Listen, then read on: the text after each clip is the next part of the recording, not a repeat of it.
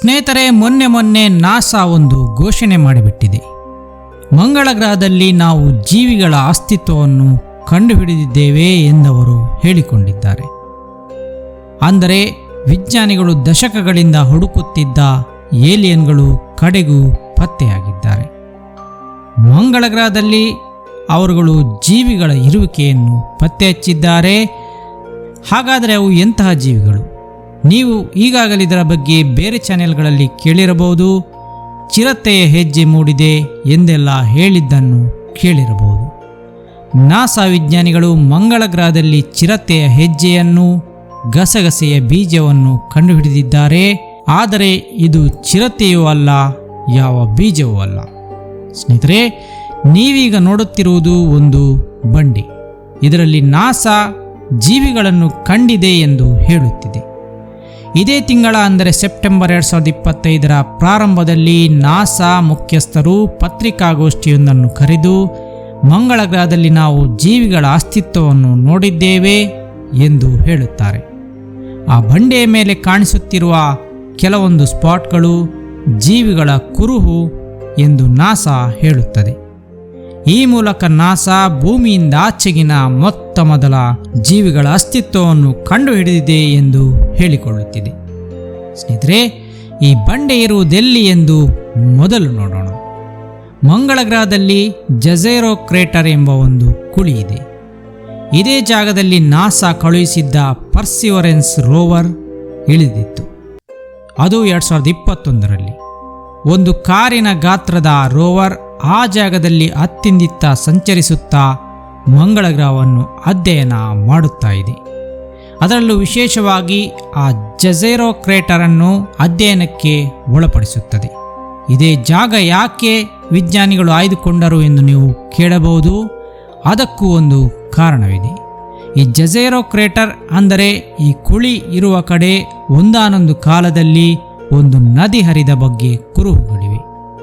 ಮಿಲಿಯಾಂತರ ವರ್ಷಗಳ ಹಿಂದೆ ಮಂಗಳ ಗ್ರಹದ ಈ ಜಾಗದಲ್ಲಿ ಹರಿದಿದ್ದ ನೀರು ಕ್ರಮೇಣ ಬತ್ತಿ ಹೋಗಿ ಅಲ್ಲಿ ನೀರು ಹರಿದಿದ್ದ ಕುರುಹುಗಳು ಮಾತ್ರ ಉಳಿದುಕೊಂಡಿದೆ. ವಿಜ್ಞಾನಿಗಳು ಸಾಮಾನ್ಯವಾಗಿ ಜೀವಿಗಳ ಯಾವುದೇ ಕುರುಹಿದ್ದರೂ ಕೂಡ ನೀರಿದ್ದ ಜಾಗದಲ್ಲೇ ಇರಬಹುದು ಎಂಬುದನ್ನು ಯೋಚಿಸಿದ್ದರು. ಹಾಗಾಗಿ ಪರ್ಸಿವರೆನ್ಸ್ ರೋವರ್ ಅನ್ನು ಇದೇ ಜಾಗದಲ್ಲಿ ಇಳಿಸಲಾಗಿತ್ತು.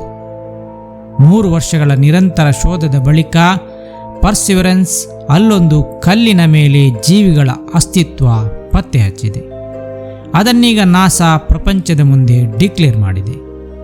ಆ ಕಲ್ಲಿನಲ್ಲಿ ನಿಜವಾಗಿಯೂ ಜೀವಿ ಪತ್ತೆಯಾಗಿತ್ತೇ ಎಂದು ನೀವು ಕೇಳಿದರೆ, ಅಲ್ಲಿ ಜೀವಿ ಪತ್ತೆಯಾಗಿಲ್ಲ, ಅಲ್ಲಿ ಜೀವಿಯೊಂದರ ಅವಶೇಷ ಪತ್ತೆಯಾಗಿದೆ ಎಂದು ತಿಳಿದು ಬರುತ್ತದೆ. ಅಂದರೆ ನಾಸಾ ಅದನ್ನು ಚಿರತೆಯ ಹೆಜ್ಜೆ ಮತ್ತು ಗಸಗಸೆ ಬೀಜ ಎಂದು ಕರೆದಿದೆ. ನೀವೀಗ ನೋಡುತ್ತಿರುವ ಈ ಬಂಡೆಯ ಮೇಲೆ ಅಲ್ಲಲ್ಲಿ ದೊಡ್ಡದಾಗಿ ಕಾಣುವ ಸ್ಪಾಟ್ಗಳೇ ಚಿರತೆಯ ಹೆಜ್ಜೆಗಳು. ಹಾಗೆಯೇ ಚಿಕ್ಕದಾಗಿ ಕಾಣುವ ಸ್ಪಾಟ್ಗಳೇ ಗಸಗಸೆ ಬೀಜಗಳು. ಆದರೆ ಅಲ್ಲಿ ನಿಜವಾಗಿಯೂ ಯಾವುದೇ ಚಿರತೆಯೂ ಇಲ್ಲ, ಯಾವುದೇ ಬೀಜವೂ ಇಲ್ಲ. ಆ ಆಕೃತಿಗಳನ್ನು ನೋಡಿ ನಾಸಾ ಆ ರೀತಿ ಹೆಸರಿಟ್ಟು ಅವುಗಳನ್ನು ಕರೆದಿದೆ. ಹಾಗಾದರೆ ಅವುಗಳು ಏನು? ಈ ಸ್ಪಾಟ್ಗಳು ಅಥವಾ ಬಂಡೆಯ ಮೇಲೆ ಮೂಡಿರುವ ಮಾರ್ಕಿಂಗ್ಗಳು ಜೀವಿಯ ಸತ್ತ ನಂತರದ ಅವಶೇಷವಾಗಿದೆ. ಅದರಲ್ಲೂ ಒಂದು ಸೂಕ್ಷ್ಮಾಣು ಜೀವಿಯ ಪಳೆಯುಳಿಕೆಯಾಗಿದೆ.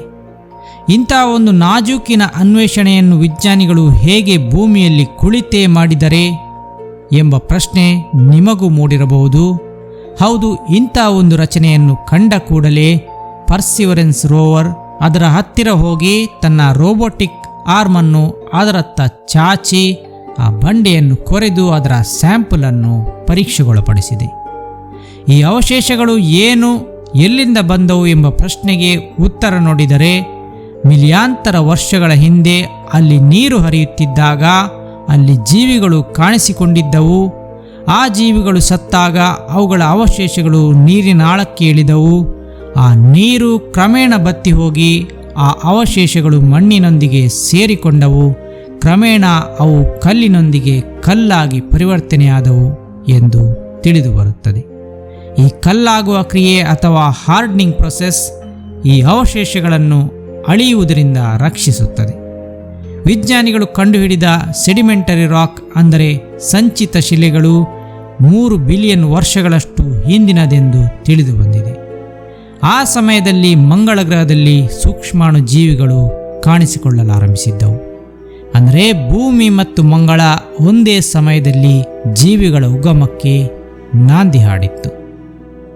ಈ ಪರ್ಸಿವರೆನ್ಸ್ ರೋವರ್ನಲ್ಲಿ ಈ ಬಂಡೆಯನ್ನು ಡ್ರಿಲ್ ಮಾಡಿ ಕೊರೆಯುವ ವ್ಯವಸ್ಥೆ ಇದೆ. ಹಾಗೆಯೇ ಆ ಮಣ್ಣನ್ನು ಪರೀಕ್ಷೆಗೊಳಪಡಿಸುವ ತಂತ್ರಜ್ಞಾನವೂ ಇದೆ. ಆ ರೋವರ್ ಆ ಮಣ್ಣಿನಲ್ಲಿ ವಿವಿಯನೈಟ್ ಮತ್ತು ಗ್ರೆಗೈಟ್ ಎಂಬ 2 ಖನಿಜಗಳು ಇರುವುದನ್ನು ಪತ್ತೆ ಹಚ್ಚಿದೆ. ಈ ವಿವಿಯನೈಟ್ ಮತ್ತು ಗ್ರೆಗೈಟ್ಗಳು ಭೂಮಿಯ ಮೇಲಿರುವ ಬ್ಯಾಕ್ಟೀರಿಯಾದಂತಹ ಸೂಕ್ಷ್ಮಾಣುಜೀವಿಗಳಲ್ಲಿ ಕಂಡುಬರುತ್ತದೆ. ಭೂಮಿಯ ಮೇಲೆ ಈ ವಿವಿಯನೈಟ್ ಮತ್ತು ಗ್ರೆಗೈಟ್ ಖನಿಜಗಳು ವಿಶೇಷವಾಗಿ ಕೊಳೆಯುತ್ತಿರುವ ಪ್ರಾಣಿ ಮತ್ತು ಸಸ್ಯಗಳ ದೇಹಗಳಲ್ಲಿ ಇರುತ್ತದೆ. ಬ್ಯಾಕ್ಟೀರಿಯಾಗಳು ಇದನ್ನು ತಿಂದು ಕಬ್ಬಿಣಾಂಶಯುಕ್ತ ವಸ್ತುಗಳನ್ನು ವಿಸರ್ಜಿಸುತ್ತದೆ. ಅದೇ ಈಗ ನಾವು ಬಂಡೆಯ ಮೇಲೆ ನೋಡುತ್ತಿರುವ ಸ್ಪಾಟ್ಗಳು.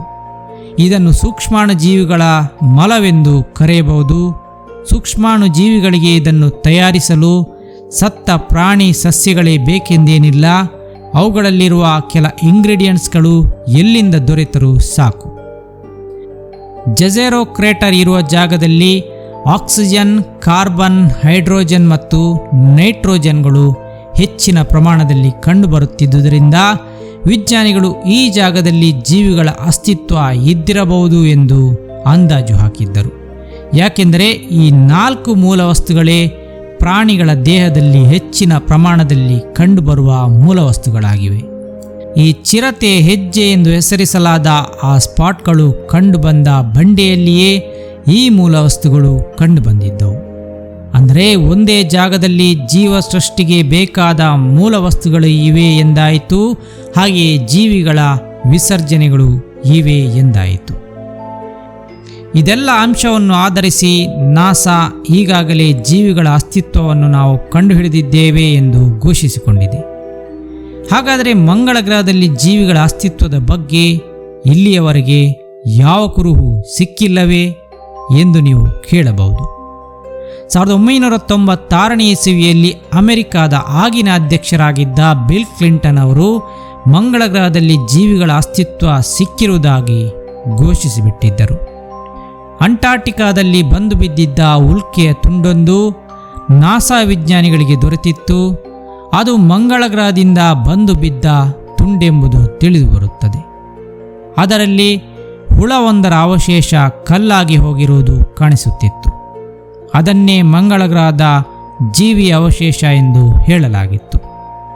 ಆದರೆ ಆ ನಂತರ ಅದು ಹುಳವಲ್ಲ, ಘನೀಭವಿಸಿದ ನೀರು ಕಲ್ಲಿನ ಮೇಲೆ ಸೇರಿ ಕಲ್ಲಾಗಿ ಹೋಗಿದೆ ಎಂಬುದು ತಿಳಿಯುತ್ತದೆ. ಸ್ನೇಹಿತರೆ, ನಿಮಗೆ ಲ್ಯಾಂಡರ್ ಮತ್ತು ರೋವರ್ಗಳ ನಡುವಿನ ವ್ಯತ್ಯಾಸ ಏನೆಂದು ಗೊತ್ತಿರಬಹುದು. ಗ್ರಹದ ನೆಲದ ಮೇಲೆ ಇಳಿಯುವ ವಾಹನವೇ ಲ್ಯಾಂಡರ್. ಆ ಲ್ಯಾಂಡರ್ನೊಳಗಿಂದ ಇನ್ನೊಂದು ವಾಹನ ಹೊರಬಂದು ಆ ಗ್ರಹದ ಸುತ್ತಮುತ್ತ ಓಡಾಡಿದರೆ ಅದು ರೋವರ್. ಬಹಳ ಹಿಂದೆ ನಾಸಾ ಲ್ಯಾಂಡರ್ಗಳನ್ನು ಮಂಗಳ ಗ್ರಹದಲ್ಲಿ ಇಳಿಸಿತ್ತು.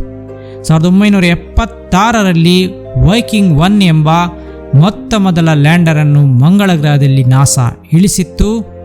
ಆಗ ಒಂದು ಪ್ರಯೋಗ ಮಾಡಲಾಗಿತ್ತು. ನೀರು ಮತ್ತು ಕೆಲವು ಪೋಷಕಾಂಶಗಳನ್ನು ಮಂಗಳ ಗ್ರಹದ ಮಣ್ಣಿನಲ್ಲಿ ಬೀಳಿಸುವುದೇ ಈ ಪ್ರಯೋಗ. ಆ ಮಣ್ಣಿನಲ್ಲಿ ಸೂಕ್ಷ್ಮಾಣುಜೀವಿಗಳೇನಾದರೂ ಇದ್ದರೆ ಅವು ಆ ನೀರನ್ನು, ಪೋಷಕಾಂಶಗಳನ್ನು ತಿನ್ನುತ್ತದೆ.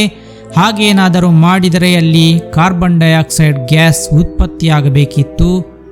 ಈ ಪ್ರಯೋಗ ಮಾಡಿದಾಗ ನಾಸಾ ವಿಜ್ಞಾನಿಗಳೆಲ್ಲ ಕಣ್ಣಾಗಿ ಕಾಯುತ್ತಿದ್ದರು. ಆ ಪ್ರಯೋಗದಲ್ಲಿ ಲ್ಯಾಂಡರ್ ಮಣ್ಣಿನಲ್ಲಿ ಪೋಷಕಾಂಶಗಳು ಮತ್ತು ನೀರನ್ನು ಹಾಕಿದಾಗ ಸುಮಾರು ಹೊತ್ತಿನ ಬಳಿಕ ಅಲ್ಲಿ ಗ್ಯಾಸ್ ಒಂದು ಉತ್ಪತ್ತಿಯಾಗುತ್ತಿರುವುದು ಕಂಡುಬರುತ್ತದೆ. ಅದು ಕಾರ್ಬನ್ ಡೈಆಕ್ಸೈಡ್ ಗ್ಯಾಸೇ ಆಗಿತ್ತು. ವಿಜ್ಞಾನಿಗಳಿಗೆ ಆಗಲೇ ತಿಳಿದಿತ್ತು ಮಂಗಳ ಗ್ರಹದ ಮಣ್ಣಿನಲ್ಲಿ ಸೂಕ್ಷ್ಮಾಣುಜೀವಿಗಳು ಇದೆ ಎಂದು. ಅವುಗಳ ರಿಯಾಕ್ಷನ್ನಿಂದ ಕಾರ್ಬನ್ ಡೈಆಕ್ಸೈಡ್ ಗ್ಯಾಸ್ ಉತ್ಪತ್ತಿಯಾಗಿತ್ತು. ಆಗ ಮಂಗಳ ಗ್ರಹದಲ್ಲಿ ಜೀವಿಗಳು ಇದೆ ಎಂದು ಕೂಡ ಘೋಷಣೆ ಮಾಡಿಯಾಗಿತ್ತು. ಆದರೆ ಸ್ವಲ್ಪ ಸಮಯದ ನಂತರ ಈ ಪ್ರಯೋಗಕ್ಕೆ ಯಾವುದೇ ಸರಿಯಾದ ಅರ್ಥವಿಲ್ಲ ಎಂದು ಇದನ್ನು ತಿರಸ್ಕರಿಸಲಾಯಿತು. ಯಾಕೆಂದರೆ ಕಾರ್ಬನ್ ಡೈಆಕ್ಸೈಡ್ ಗ್ಯಾಸ್ ರಿಲೀಸ್ ಆಗಿದ್ದೇನೋ ನಿಜ, ಆದರೆ ಅದಕ್ಕೆ ಹಲವಾರು ಕಾರಣಗಳಿದ್ದವು. ಹಲವಾರು ರಾಸಾಯನಿಕ ಕ್ರಿಯೆಗಳು ನಡೆದಾಗಲೂ ಕಾರ್ಬನ್ ಡೈಆಕ್ಸೈಡ್ ಗ್ಯಾಸ್ ಬಿಡುಗಡೆಯಾಗುತ್ತದೆ. ಹಾಗಾಗಿ ಅಂದು ವಿಜ್ಞಾನಿಗಳು ನಡೆಸಿದ ಆ ಪ್ರಯೋಗ ವಿಫಲ ಎಂದು ಹೇಳಲಾಯಿತು. ಆ ಪ್ರಯೋಗಕ್ಕೆ ಯಾವುದೇ ಆಧಾರವಿಲ್ಲವೆಂದು ಹೇಳಲಾಯಿತು. ಅವರಿಗೆ ಮಂಗಳ ಗ್ರಹದಲ್ಲಿನ ಜೀವಿಗಳ ಯಾವುದೇ ಅಸ್ತಿತ್ವ ಸಿಗಲಿಲ್ಲ.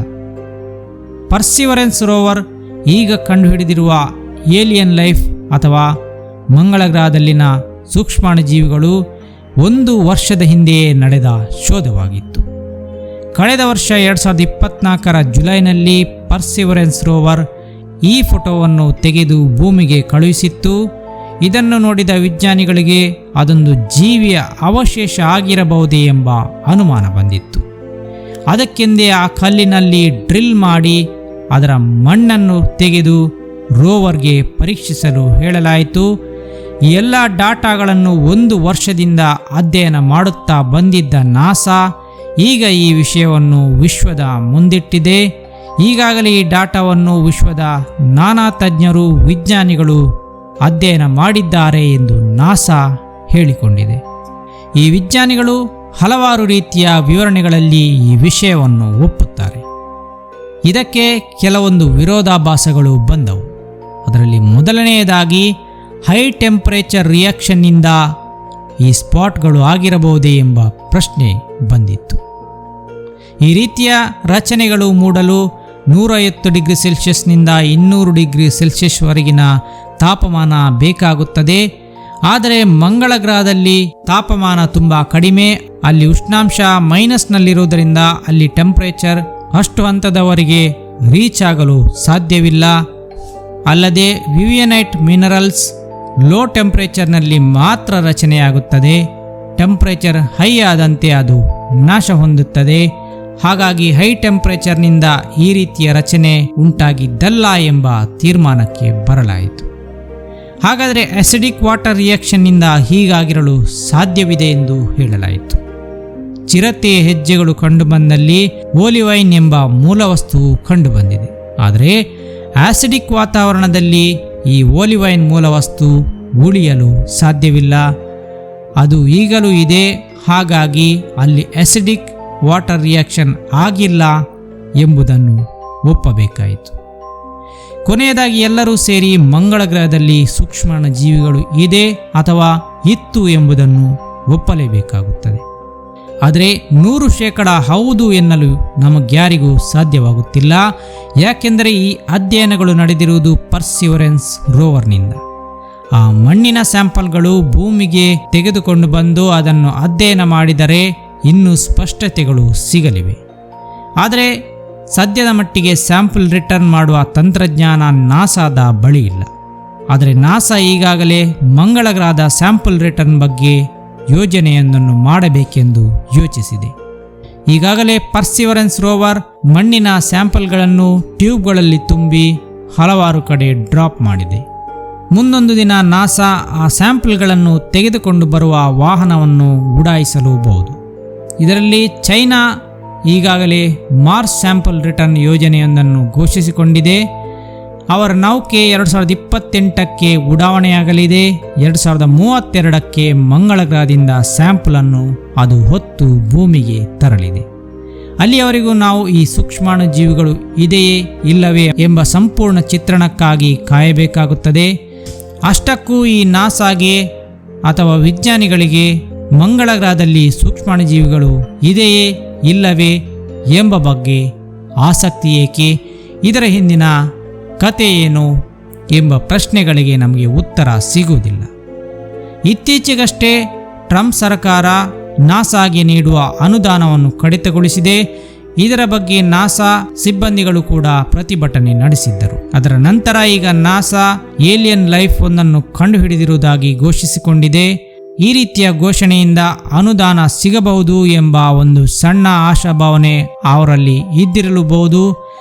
ನೋಡೋಣ, ಮುಂದೊಂದು ದಿನ ಮಂಗಳ ಗ್ರಹದಲ್ಲಿ ಎಂತೆಂಥ ಜೀವಿಗಳಿವೆ ಅಥವಾ ಜೀವಿಗಳು ಇದ್ದವು ಎಂಬುದರ ಬಗ್ಗೆ ಸ್ಪಷ್ಟ ಚಿತ್ರಣ ಸಿಗಲಿದೆ. ಅಲ್ಲಿಯವರೆಗೆ ಇದು ಪ್ರಪಂಚದ ಮೊತ್ತ ಮೊದಲ ಏಲಿಯನ್ ಲೈಫ್ ರಿಸರ್ಚ್ ಆಗಿರಲಿದೆ. ಇಲ್ಲಿಗೆ ವಿಡಿಯೋ ಕೊನೆಯಾಯಿತು. ಮುಂದಿನ ವಿಡಿಯೋದಲ್ಲಿ ಮತ್ತೆ ಸಿಗೋಣ. ವೀಕ್ಷಣೆಗಾಗಿ ಧನ್ಯವಾದಗಳು.